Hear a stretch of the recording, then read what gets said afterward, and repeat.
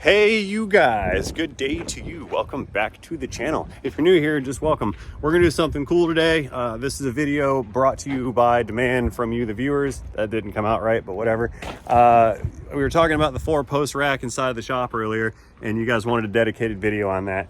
Now, I don't think a dedicated video on a piece of machinery is really going to bode well over time, so we're going to hybrid this. We're going to do a 4-post rack review and walk through, and a little bit of a training session, and at the same time we will test it out with this gigantic hunk of AMC steel right here. This is an H1 Humvee. This is a legitimate military Hummer, and unlike most of the military Humvees, this thing is in immaculate, beautiful, almost like brand new looking condition. I've never seen one of these things in this kind of shape before. So it weighs a ton, probably a couple tons actually. So we're gonna pull this onto the rack for the inspection. When it's on the rack, we can do the 4-post rack review and walk through, and at the same time, we can see just how strong it is by picking up this gigantic pile of military might. So that being said, let's get to it. We have a lot to do today. Popping the door. All right, so there's minimal creature comforts to be found inside of one of these military type of vehicles. There's a lot of space in here, that's for sure, but there's really not anything too extravagant about it. I mean, dash is metal, that's metal, that's metal. Hope that's bulletproof, that'd be cool. That's metal, this is metal. Everything in here is all metallic. There is nothing very nice unless it was added aftermarket from the guy that owns it. Wiper blades. I do not really know how to operate this thing. Look at that little Harbor Freight light. How cute is that? They put a dome light in it. Yeah, no comforts, not even a dome light. So anyway, let's figure out how to get this thing started at 2,351.2 miles on the odometer. Yes, that's legitimate miles for a 1997 military vehicle. Some of these things, they ended up just going on to base and they never left the base. Now this one, being its pristine condition status, I imagine somebody that was higher up in the ranks was assigned to this vehicle right here, because it wasn't ragged out. No offense to anybody who rags out their vehicles, but it wasn't ragged out and it did not get driven very much. So I speculate that that it was like, might have been like the general's car or whatever. Anyway, we have to start this engine, turn it to run, turn down the AC, that's aftermarket, and to start it, we just turn it over to the start position and we shall starting the diesel engine. After, yeah, there's a wait to start button. I didn't catch it the first key cycle. Here we go. Yeah, nasty 6.5, loud, clunky diesel. Manual fuel injection with a pump. How do I get the windows down? Windows come down in this thing? There you go. Pull that thing out and it just slides down. Yeah, those are manual. Those are true manual windows. Ooh, what's this do? That's a diagnostic port. Okay. I do not have the scan tool for that. So, high, low. Or, what do I do? Put it in drive. All right, hey, we're moving. This is like driving around in a building. I don't know if I can squeeze it past the Tahoe, you guys. This thing is ultimately wide. Oh man. You gonna make it? Yep.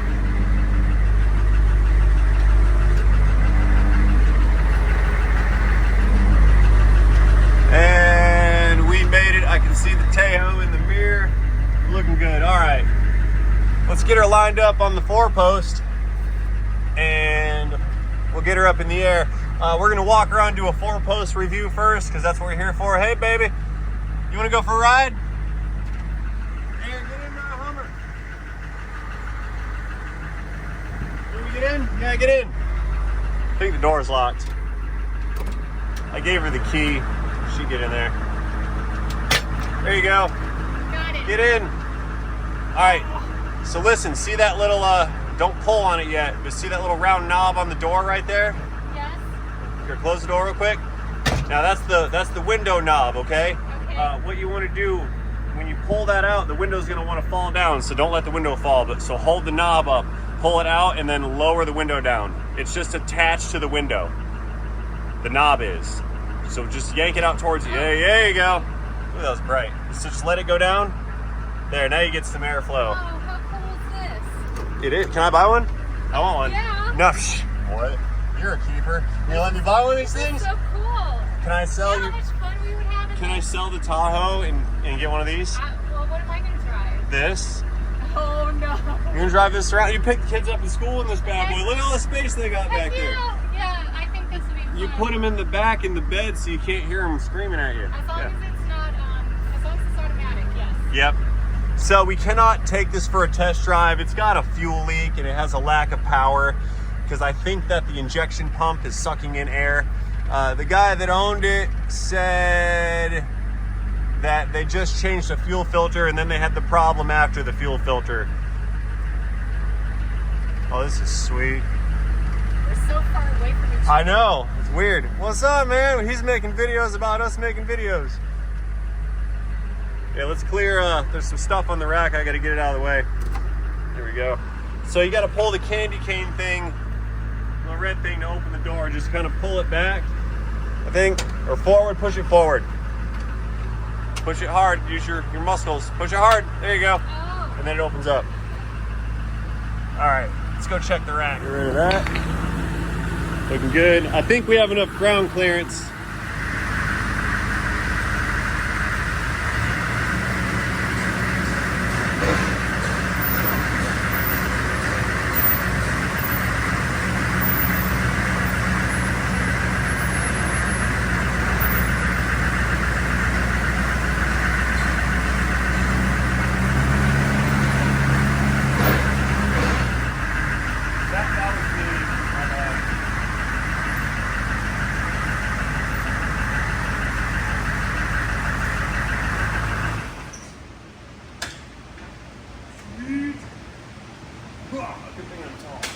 Okay, let us open the hood here. It folds forward like a Pontiac Solstice or a Corvette.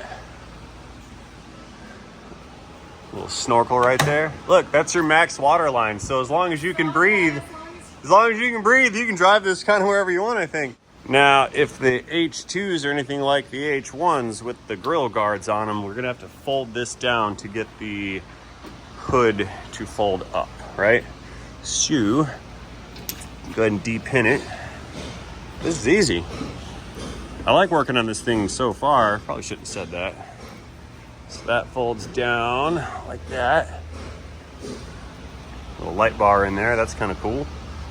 Oh look, I found the nuts. There's missing nuts in a light bar.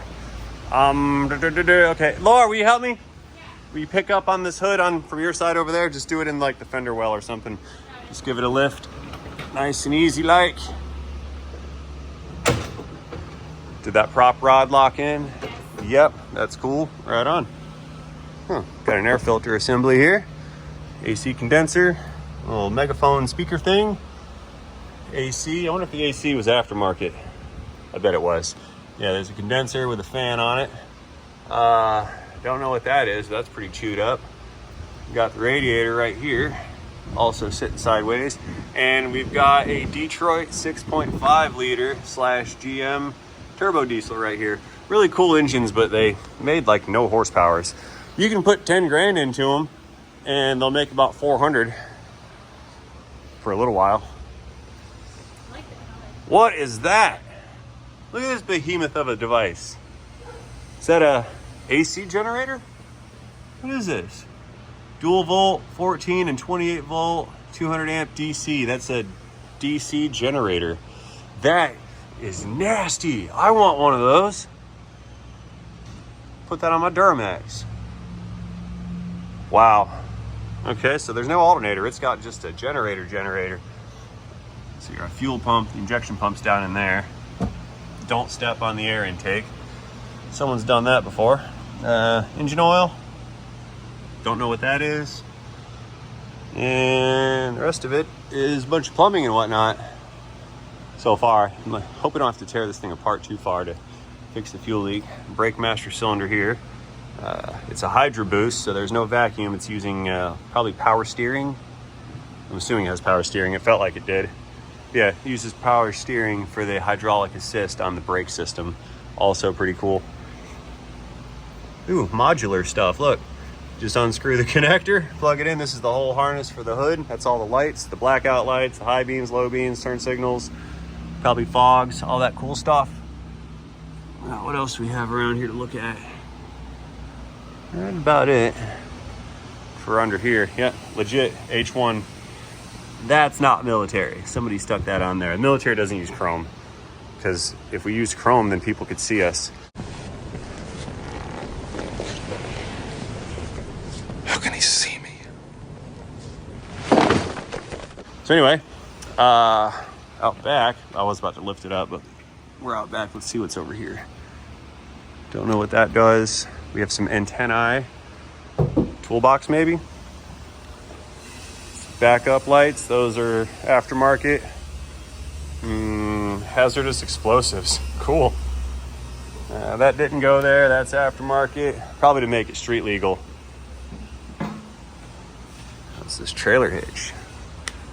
I could break that. I mean, it's a hitch, but... Oh, hello, camera. Clean that lens off for you there, buddy. Wireless, too. That's cool. Man, the suspension is something else. Look at this. Look at these springs right here. That's a thumb. It's a huge spring. Looks like 1.25 inch diameter spring. One cool thing about these Humvees is you see the drive axle right there coming from the differential. That drive axle goes into a geared hub assembly. So there's a gear reduction unit inside of that hub. If you see right there in the center, that's going to be the center line of the wheel and tire package where it rotates, but then the driven section of it is up there. So there's a whole bunch of gears in there.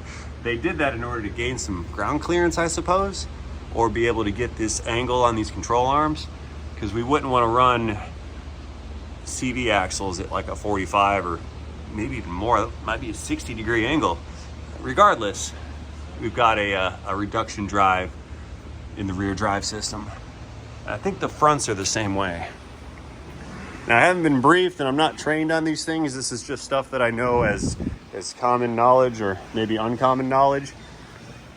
But this is my understanding of the construction of these. Yeah, another gear reduction unit here.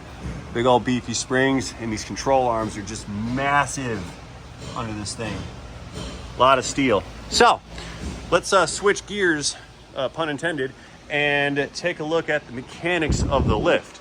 It's a bend pack lift, clearly, because they got their name on it. This is a 14,000 pound capacity lift. It has an open front. You can get these in a closed front and an open front. This open front is the reason that it took so long to get this thing installed. You can see from the new concrete pads that are poured here and here, they had to chisel out the floor and then put some rebar under the slab and then pour like an 18-inch deep section in here to anchor these guys from. Reason being is they had found some 3.5-inch concrete here, and these require at least a 4-inch pad in order to secure them properly. Had I purchased the closed front alignment rack, I wouldn't have had to go through that, but I want the ability to run in and out of here with a stool to move, transmissions in and out, or engines in and out, or differentials in and out, or myself in and out. It's very awkward when you're sitting in a rolly chair trying to do a wheel alignment over top, and you've got to duck down under that beam that runs across. So we got the open face beam here in the front. Now, comparing the rears, see the thickness of that? It's like a whole hand thick.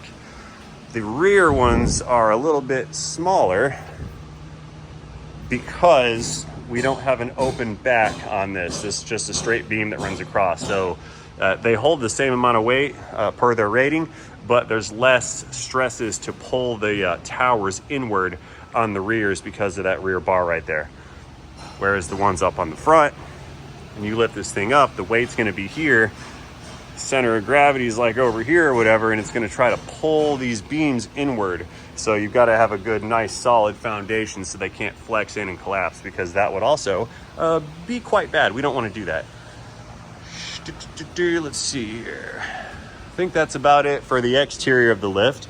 Let's run the thing up in the air and we'll take a look at the mechanics down below. Now, this is a pneumatically releasing, well, lock system. Got to tighten that up or weld it on. Yeah, that's not good. So this right here, this airline, that is for the lock release. You push that button in, it's going to send air pressure to all 4 corners of the rack, and it'll actuate these little actuators here, and that will release the lock mechanism, which you can find here, here, here, here, here, and all the way up on all 4 corners. So, in order to operate it properly, we will apply some shop air to the fitting here, and that's going to be our lock. Check this out. Released, engaged. There's spring-loaded engagement on all 4 corners. That one's doing it too. Pretty cool. Anyway, it's electronic on the motor. We got a 240 volt motor. I think it draws about 13 amps. If anyone's curious. 230 volts, how about 11.9 amps? Yep, so it's a 12 amp motor. These used to be like 30 amp motors. Anyway, moving on up, black subscribe button. There she goes. I don't know what that was, but it made a sound. Oh, that turn plate over there.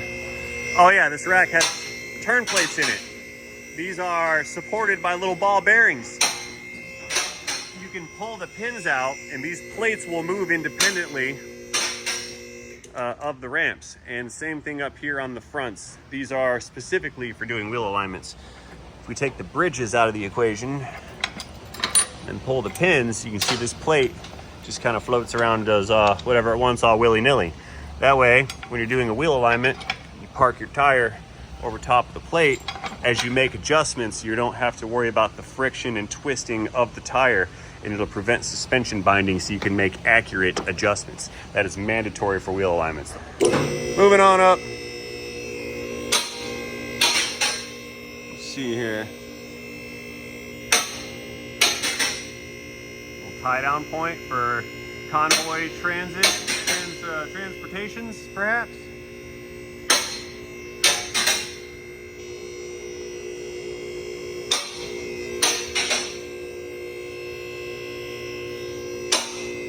Ding-to-ding.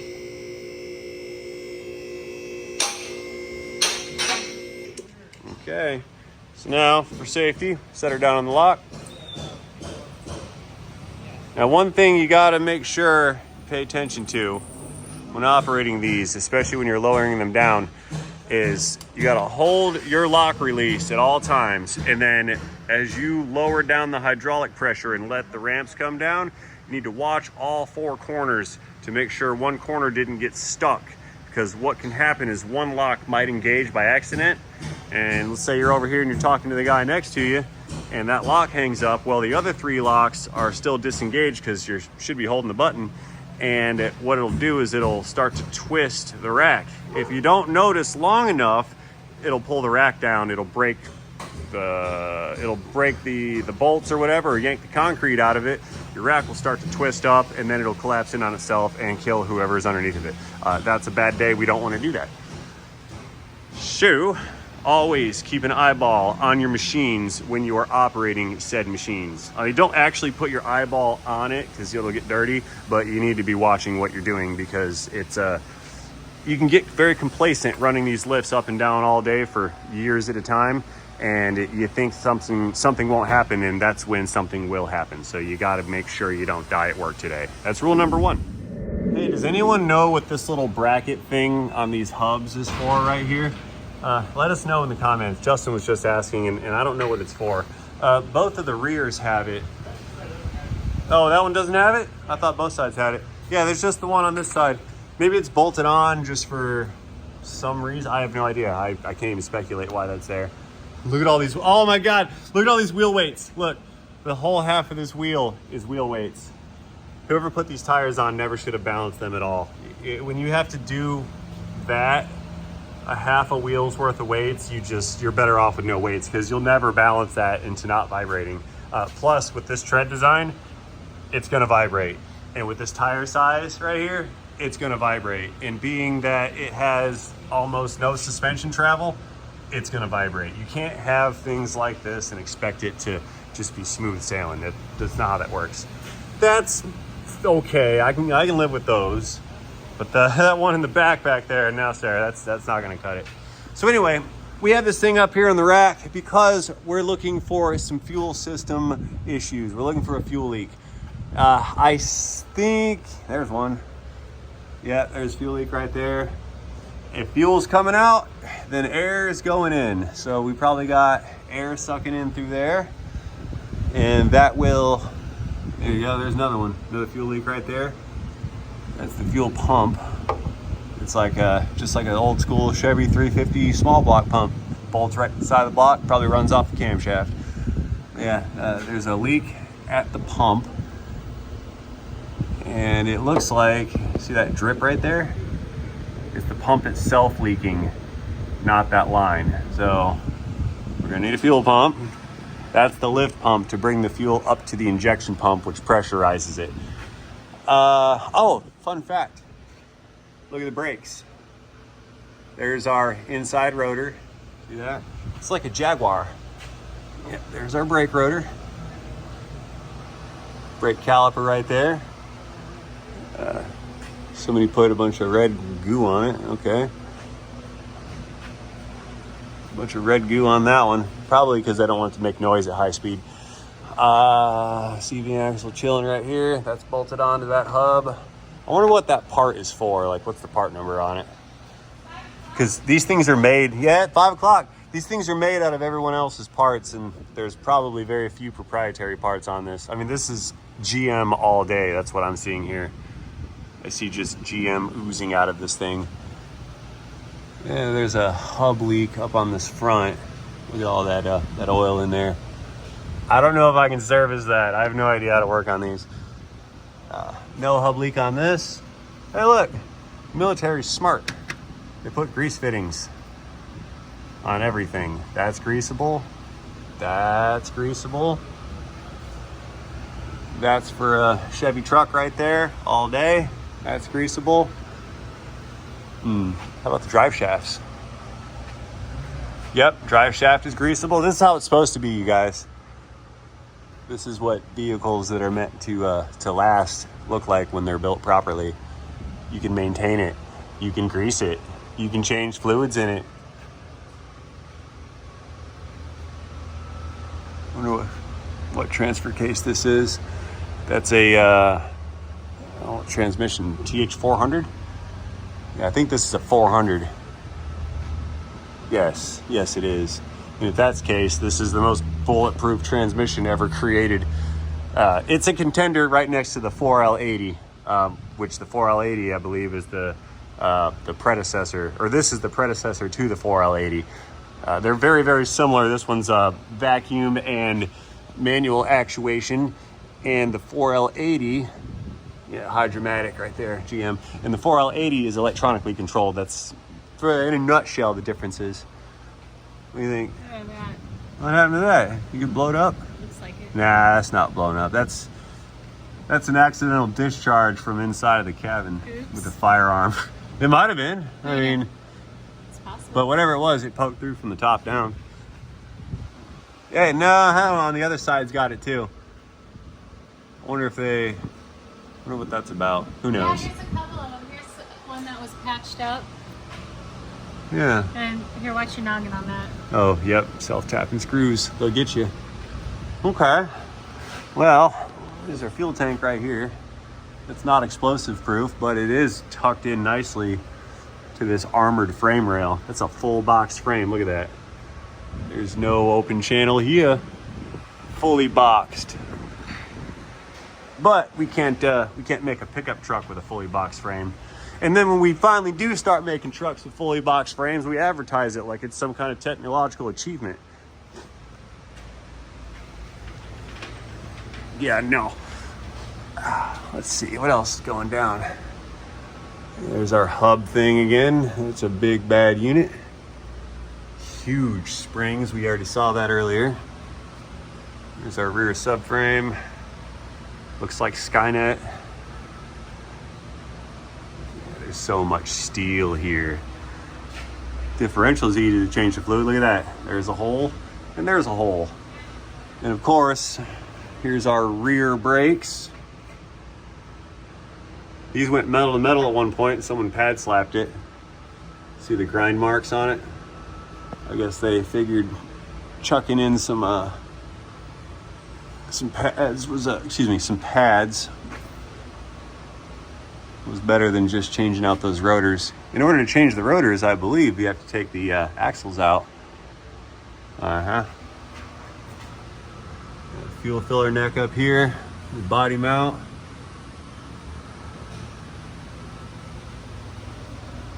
Catalytic converter, for real? We'll put a converter on this. I think that's a converter. We'll cut that off, get 100 more horsepower. There's our muffler right there, and side exit pipe with recycled used tires for a mount. Also pretty cool. Big old transfer case. It's an NP 242, according to the sticker. That GM uses NP, that's new process. And for some reason, what's this? There's a strap bolting that cross member to here. I wonder if that's like a safety breakaway type of deal in case we ruin something and the transfer case wants to torque up. Does anyone know what that's for? Little strap right there? I do not, but I'm curious to learn. Little itty bitty transmission mount, more greasable fittings. Very cool. Okay guys, well, we found a couple fuel leaks. So what I'm gonna do is get a fuel pump for this, change out that leaky pump, and then I'll see what I can do about sealing up those lines that are leaking. Once that's done, we can try to purge out any air that may be in the fuel system, and then we'll drive it and see how the thing runs and drives and performs. But we're gonna have to save that one for another day because it's 5 o'clock and we're going home. So that being said, second chance, black subscribe button. We'll run this bad boy up. Lauren, will you do us the honors of operating the lift? Oh no. Will you operate it? Not with this thing on it? Yeah, absolutely. So that's the down button, just like the other lifts that we have. Yep. The only difference is instead of holding the lock down, you have to push this button in. And you hear all the locks release? Yeah. Yep. So go ahead and hit the button. This one? Yep. Push it in and hold it, and then you're going to push that down, and it's going to allow the rack to descend. Go ahead. Watch all 4 corners. Go a little slower. Go a little slower. There you go. So watch all 4 corners. Make sure it's going down even. Yes. Take a look at the mechanics of this bad boy. It's hydraulically cable actuated. Uh-oh. Hang on, pause real quick. Yeah, and we got a bend pack leaker right there. See that? Call him up. Oh, no. Call him up. We got a leaker. Yep, we got a leaker. Where? It's the seal in the hydraulic cylinder. Careful, there's a piece of wood there. Let's check the other one.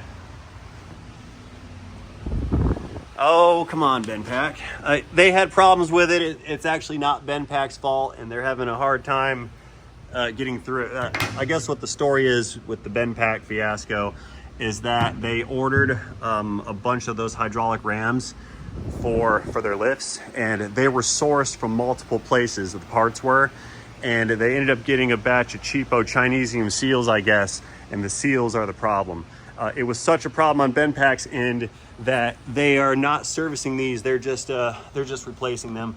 And yeah, that counts as a leak. I see a drip. Call them up. Where is it? Right here. See the seal right there? Oh. Right there. There's yes. the oil. Yep. Call them up. Unacceptable. Yeah. Unacceptable. Completely unacceptable. They'll fix it though. No worries. They've been making very good on their warranty claims. Anyway, Lauren, please do us the honors. Push the I button. know what to do now. There you go. I stood up too fast and things look kind of dark. Woo.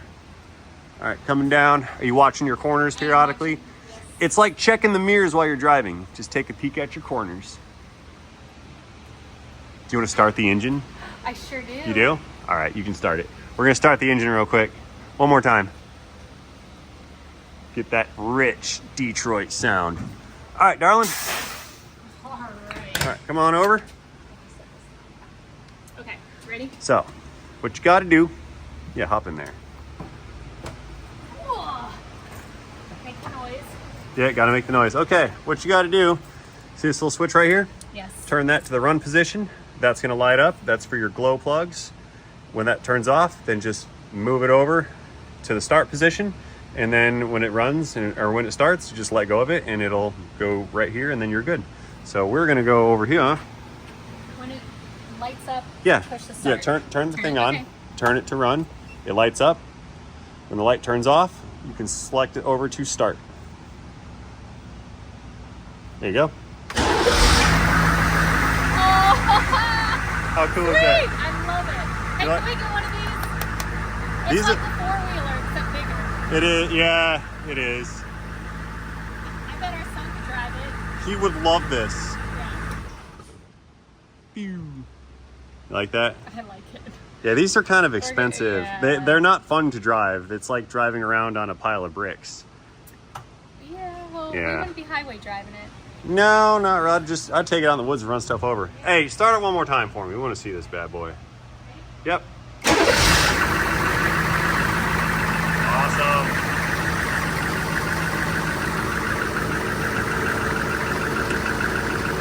I wonder how many amps this generator makes. Kill it. Thank you. Cool beans. Isn't that something? Well, yeah, it's a Detroit diesel right there. Well, all right, guys, I think that about conducts the tour of the lift and this really cool Humvee unit. This is a legit H1. Let me know what you think about this thing in the comment section down below. Chime in on the lift and that lift thing, that stupid thing we just found. Yeah, I got to fix that. Anyway, let me know your opinions on this video. Did you like it? Did you not like it? What do you guys say? We will look forward to reviewing your commentary in our communication section of this video. So having said all that, again, we have nothing more to offer you. We're going home. It's the end of the day. So thank you guys for watching. We really appreciate you being here all the way to the end. And most importantly, have yourself a great day. See you guys later in a video. Bye. Bye.